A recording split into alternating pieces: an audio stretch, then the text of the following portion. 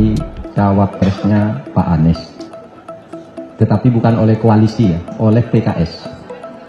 Pada waktu itu PKS menjajaki beberapa orang lalu datang ke rumah saya.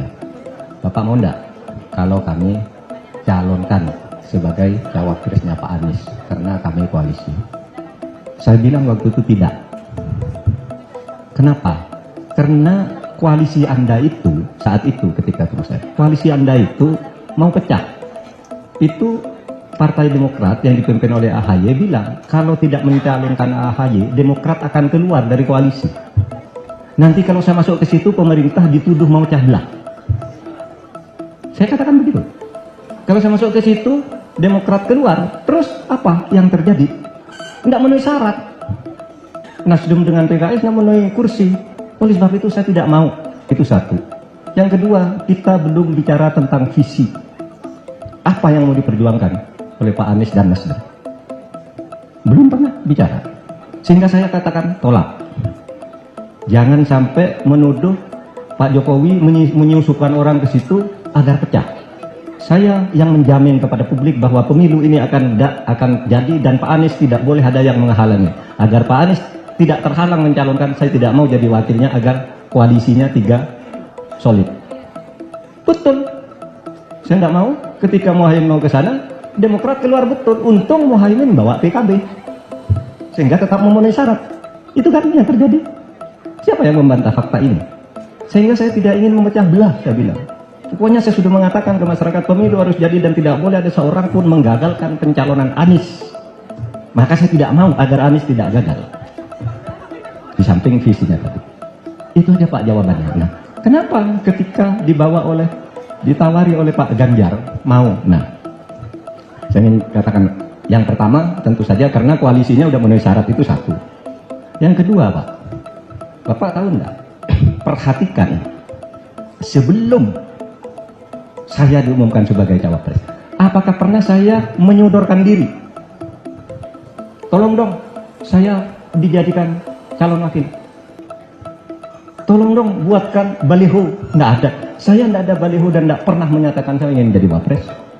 Padahal waktu itu sudah banyak yang datang ingin, ada yang mengumumkan minggu depan saya wapresnya, ada yang katakan enggak, yang ingin adalah ini, yang ingin ini. Saya enggak masuk ke arena itu. Karena ada 2 hal. Yang pertama, secara subjektif saya dulu. Saya itu enggak punya uang. Karena 0,6 T. Biaya saksinya nih, setiap TPS 500.000 dengan berapa? 330.000 TPS, kalikan aja. Kalau saksinya 1, kalau 2. Saya bilang saya tidak punya uang, saya tidak akan mendekat-dekat untuk menyodorkan diri. Yang kedua, alasan syar'i. Saya orang Islam. Ada ajaran agama saya mengatakan jangan engkau buru jabatan itu, jangan engkau minta jabatan itu. Lalu Nabi pernah bersabda begini, saudara, kepada Abdurrahman bin Samur. Ya Abdurrahman, la tas'alil imar, fa innaha in uktitaha bimas'alah wukilta ilaiha, wa innaha in uktitaha biwair mas'alah u'inta alaiha. Ya Abdurrahman, jangan kamu suka minta jabatan, jangan memburu, jangan berebut, nggak boleh. Kenapa? Karena jika engkau minta dan berburu, apalagi sambil berbohong, membayar tukang survei dan sebagainya, ukilta ilaiha, kamu tidak akan dibantu, kamu dibiarkan sendiri bekerja oleh Allah, sehingga mungkin saja kamu gagal. Tetapi jika engkau mendapat jabatan karena diminta, u'inta alaiha, Tuhan akan membantu, membersamaimu. Itulah sebabnya saya tidak pernah melamar, Pak. Lalu tiba-tiba saya dipanggil oleh Bu Mega dan pimpinan koalisi partai. Dikatakan, Pak, kami pimpinan partai PDIP terutama sudah sepakat minta Pak Mahfud menjadi calon wapres Ganjar. Nggak usah pakai biaya sepeser pun. Nggak bayar Pak saya. Nggak usah pakai biaya. Orang sudah tahu Pak Mahfud itu nggak punya duit. Nggak usah bayar. Terus gimana? Nanti itu ada panitia sendiri yang namanya TPN akan mengurus soal kampanye, soal apa, itu sudah bukan urusannya. Pak Mahfud tugasnya menegakkan hukum, memberantas korupsi, menegakkan hak asasi, membangun demokrasi. Itu clear. Kalau Bapak tidak percaya, tanyakan ini ke Pak Saihu.